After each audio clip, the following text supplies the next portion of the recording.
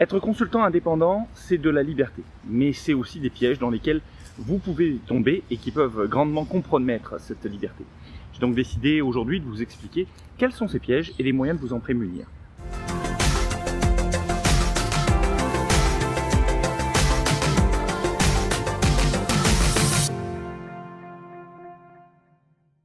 Le premier de ces pièges, c'est le 80-20. Le 80-20, c'est un problème dont vous avez déjà entendu parler à quelques reprises, probablement la loi de Pareto. Mais dans le cas des consultants indépendants, ce problème se manifeste sous le fait qu'il y a un client qui constitue en fait 80% de vos revenus.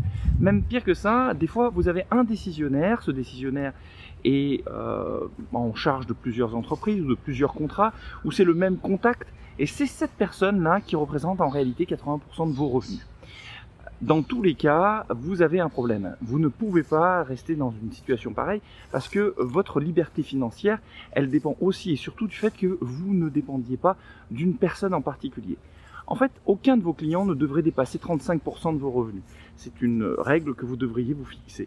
Si c'est le cas, si exceptionnellement vous dépassez 35% de vos revenus annuels avec un seul client, il faut absolument prévoir les mesures de contingence sur votre contrat. Par exemple, sur votre contrat, vous pouvez prévoir un minimum de reconduction d'une année à une autre, ou d'avoir un plancher sur vos commissionnements, ou sur votre rémunération. Mais dans tous les cas, vous devez prévoir un moyen de faire la balance avec le risque que vous prenez en dépassant 35% des revenus par un seul et même client. Je vais vous parler maintenant du deuxième problème. Le deuxième problème, c'est le hit what you kill. En fait, quand on est consultant indépendant, le problème principal que l'on a, c'est de trouver de nouveaux clients, parce que c'est probablement pas votre métier. Admettons que vous soyez un spécialiste en implémentation de CRM, ou que vous soyez un spécialiste des subventions gouvernementales. Obtenir des nouveaux clients, c'est un métier en soi, c'est un métier qui s'appelle de la vente, être vendeur, et probablement que ça, c'est pas quelque chose que vous savez ni ne voulez probablement faire. Pourtant, quand on est consultant indépendant, eh bien, on mange ce que l'on tue, c'est-à-dire qu'on est à la fois le chasseur et le consommateur. Dans la plupart des grandes firmes de conseil, cet état de fait ne se pose pas, puisqu'il y a vraiment des équipes de vente qui sont prévues pour ça, ou alors vous avez un partenaire au-dessus de votre tête qui fait ça. Dans le cas d'un consultant indépendant, vous faites tout. C'est pour ça que nous avons inventé 2PS en passant, parce que vous avez un lead manager qui est en charge de vous représenter auprès de vos clients potentiels, vous avez toute la communauté des autres consultants indépendants qui peut éventuellement vendre vos propres services, ce qui vous permet de manger des choses que vous n'avez pas tuées en fait.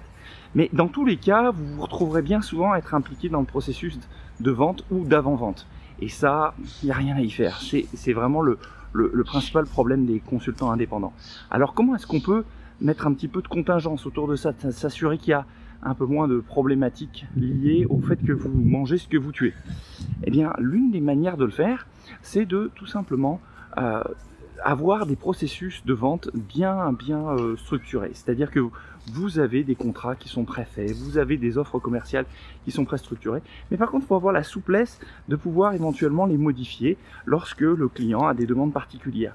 Mais si vous n'avez pas fait ce travail-là, d'avoir des offres suffisamment claires, comment est-ce que vous allez pouvoir les partager à des gens qui pourraient vous aider justement à ne pas passer votre temps à la chasse? 50% du temps d'un consultant indépendant qui n'a pas une structure comme 2PS autour de lui, 50% de ce temps, c'est du marketing. Donc pensez-y et surtout veillez à ce que votre temps soit utilisé de la bonne manière et que vous passiez le moins possible de temps sur cette partie-là qui est l'avant-vente. Alors, encore une fois, le bon moyen de le faire, c'est de prévoir des outils d'avant-vente que vous pouvez distribuer, puis d'avoir un bon réseau de soutien, un peu comme les 2PS. Le troisième problème, lorsqu'on est consultant indépendant, c'est le one-man show, ou le fameux one-woman show, puisque maintenant il y a de plus en plus de consultantes indépendantes. Alors le one-man show, c'est quoi? C'est qu'en fait, vous êtes tout seul. Vous êtes la seule personne à offrir le service que vous offrez, et en plus de ça, vous n'avez besoin de personne pour l'offrir puisque vous êtes un expert. Ce que ça va donner, c'est qu'un petit peu comme dans le cas du 80-20, vous vous retrouvez à être finalement tout seul à offrir une solution et vous êtes ni plus ni moins qu'un salarié déguisé pour le client final. Le client, lui, ce qu'il voit, c'est que vous coûtez un peu moins cher que KPMG, Ernst & Young, etc. Mais vous lui offrez le même niveau de prestation qu'il a lorsqu'il a un employé hautement qualifié chez lui. Donc, c'est pas forcément une très mauvaise chose non plus. Vous êtes quand même face à un client qui vous respecte, qui vous apprécie, qui trouve que vous êtes particulièrement expert. Mais le problème, c'est que vous êtes seul. Alors, il y a plusieurs difficultés qui viennent avec le fait d'être seul. La première, c'est que vous risquez de tomber amoureux de vos propres opinions. Et ça, pour un consultant, c'est très très dangereux. Vous pouvez aussi courir le risque d'être moins bon en documentation, des nouvelles informations que vous pourriez partager avec vos clients. Vous risquez de perdre en fait un petit peu de votre expertise en étant plus confronté à vos pairs. Ça, c'est quelque chose que vous pouvez surmonter en continuant de votre éducation personnelle. Évidemment, ça c'est quelque chose d'extrêmement important. Mais au-delà de ça, vous devriez avoir encore une fois un réseau de soutien de gens avec lesquels vous pouvez travailler en binôme. Ce qui vous permettra de pouvoir sur une base régulière échanger avec eux, vous assurer que vous n'êtes pas en train de prendre un biais cognitif finalement qui vous inciterait à être toujours sur une seule et même type de façon de procéder, une seule et même type de procédure. Donc vous voudriez probablement être capable de remettre en question. Voilà. En fait, ce que vous voulez, c'est être capable de remettre en question sur une base régulière votre propre mode de fonctionnement. Parce que si vous ne le faites pas, vous allez tomber dans des biais cognitifs. Et ça, c'est très très facile en fait, parce que le cerveau a une tendance à faire ce genre de choses. Et les consultants indépendants ne peuvent pas se permettre de faire ça, parce que ce qu'ils vendent, c'est justement à leurs clients le fait que nous arrivons non biaisés dans leurs entreprises. Donc si nous, on a nos propres biais, forcément, on va être moins efficace en tant que consultant indépendant. Le dernier problème auquel je voudrais que nous attardons, c'est le problème de l'underpricing. Alors comment on va dire ça en français? L'underpricing. Le quatrième problème, c'est l'underpricing. En français, on va dire de se sous-vendre, finalement. Le fait de se sous-vendre pour un consultant indépendant, c'est une pratique assez commune. Cette pratique consiste à essayer de faire comprendre aux clients que nous sommes meilleurs que KPMG, un meilleur choix par exemple que Ernst & Young ou Accenture, en vendant à rabais le même type de prestation que nous aurions vendu si nous avions été dans un grand cabinet. Alors, il n'y a aucune raison de faire ça. La première de toutes ces raisons, c'est que évidemment vous cassez un marché qui est déjà assez fragile. Le marché du consulting, c'est pas un marché dans lequel il n'y a pas de gros changements actuellement, loin de là, au contraire. Donc vous cassez un marché qui est déjà assez fragile. L'autre problème que vous représentez en faisant de l'underpricing, c'est que vous êtes en train de diminuer aux yeux du client, même indirectement, la valeur de ce que vous faites. Puisque même si vous êtes aussi bon dans votre esprit, pour lui, finalement, vous êtes moins cher que KPMG, grand bien lui fasse, vous êtes moins cher que Arthur D. Little, c'est bien la preuve que vous êtes quelque part un peu moins bon. Même s'il a conscience que vous avez moins de frais, que vous avez moins de charges, tout ça, il va quand même garder dans son esprit le fait que si vous êtes moins cher, c'est que vous êtes probablement moins bon. Alors comment est-ce qu'on lutte contre l'underpricing? Il y a plusieurs manières de se vendre au juste prix et de permettre aux clients de vous acheter au juste prix. Le premier de ces moyens, c'est de vous demander combien d'heures facturables vous pouvez raisonnablement escompter en une année. Par expérience, nous nous sommes rendus compte qu'il est très difficile pour un consultant indépendant de facturer sous une forme ou une autre, hein, que ce soit une commission, que ce soit un forfait ou des choses comme ça, mais il est très difficile de facturer plus de 800 heures par année. Pourquoi? Alors parce que l'un des premiers problèmes dont je vous parlais, le Eat What You Kill, vous allez passer 50% de votre temps à travailler sur votre propre marketing, à travailler sur des propositions commerciales, sur de l'avant-vente. En plus, comme je vous le disais tout à l'heure, nous ne voulons absolument pas qu'un de vos clients représente plus de 35% de vos revenus.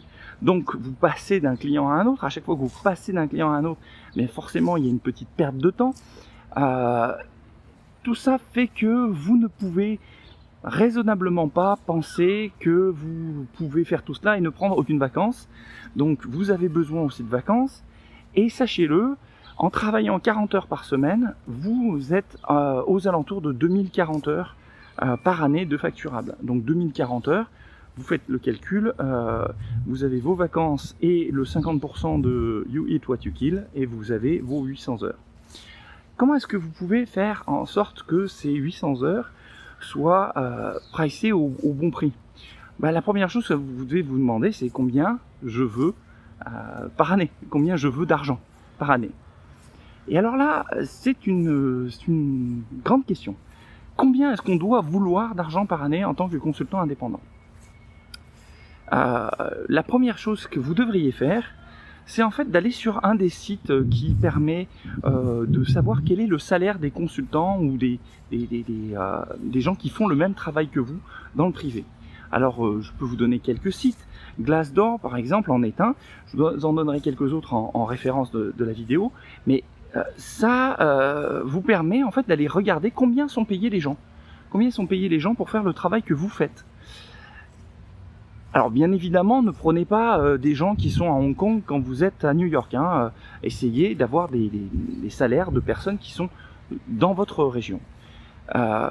Ensuite, ne prenez pas un seul prestataire. Par exemple, si vous faites quelque chose qui est vendu dans pratiquement tous les grands cabinets de consulting, que ce soit KPMG, Ernst & Young, Deloitte, bien, prenez les salaires de chacun de ces cabinets. On va prendre un exemple. Vous êtes ici à Montréal, où je suis aujourd'hui, et puis vous êtes un consultant en management. Vous allez prendre tous les salaires des consultants en management de Montréal, qui offrent des prestations à peu près similaires à la vôtre. Alors, mettons que vous êtes dans le domaine des finances, et puis vous regardez, alors chez Deloitte, chez KPMG, chez Ernst & Young, chez PwC, combien sont payés les consultants en management à Montréal. Puis vous allez vous rendre compte qu'ils sont payés aux alentours de 80 000 $ annuels en 2018. Alors qu'est-ce que vous faites avec votre 80 000 $ annuel? Et vous le divisez par 800. En divisant 800 par 80 000, ça tombe bien, on tombe sur un chiffre à peu près juste, et ça vous permet de dire, voilà, il faut que je vende à tant de l'heure par année pour être capable de faire à peu près autant que mes collègues qui sont dans le privé. N'oubliez pas, vos collègues par contre qui sont dans le privé, ils ont des avantages que vous n'avez pas. Ils ont accès à un fonds de retraite, ils peuvent cotiser à des assurances qui leur permettent d'avoir une certaine sécurité financière, même par le fait qu'ils sont travailleurs autonomes, qu'ils sont employés. Ils sont donc pris en charge par l'assurance de l'entreprise. Tout ça, vous n'y avez pas accès quand vous êtes consultant indépendant. Par contre, vous avez un gros avantage, c'est que normalement, votre train de vie vous permet d'avoir environ 15 à 20% de moins de dépenses qu'un consultant salarié. Le déplacement dans le milieu du travail, dans l'entreprise, le fait que vous avez la possibilité de déduire de vos revenus un certain nombre de dépenses que vous faites et que vous auriez fait aussi en étant salarié de toute façon.